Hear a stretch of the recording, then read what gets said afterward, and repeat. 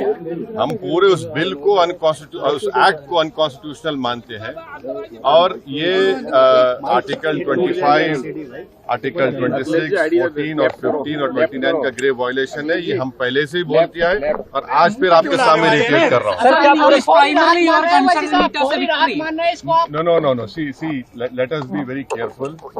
The Honorable Supreme Court, as rightly pointed out by my counsel, Mr. Nizam Pasha, the Supreme Court has said that the Central Waqf Council and the State Waqf Boards will not be constituted. Waqf by user cannot be deleted. Now, there are other provisions also, which we as a party have come to the Honorable Supreme Court that calling it unconstitutional. Now, whenever it will be heard, our counsel, Mr. Nizam Pasha, on behalf of me, will be arguing it. As you know very well, that during the deliberations of the Joint Working Committee, I have given a Dyson report opposing all the amendments that were proposed by the government.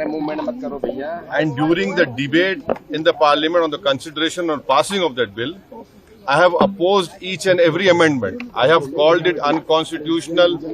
I still call this law as unconstitutional, as violating the fundamental rights of Article 14, 15, 25, 26 and 29.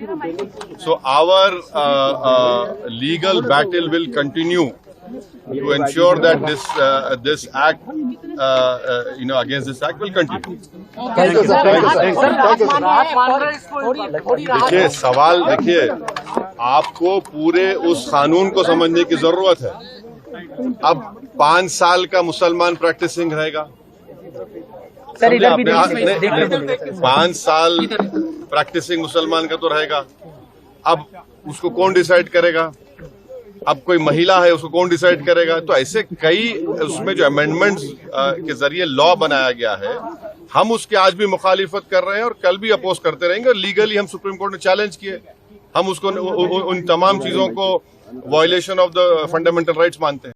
निश्चित रूप से अगर आप BU news channel देख रहे हैं तो कृपया इस चैनल को सब्सक्राइब करें, लाइक करें और ज्यादा से ज्यादा लोगों के साथ शेयर करें ताकि सभी तक सही और निष्पक्ष खबरें पहुंच सकें। धन्यवाद।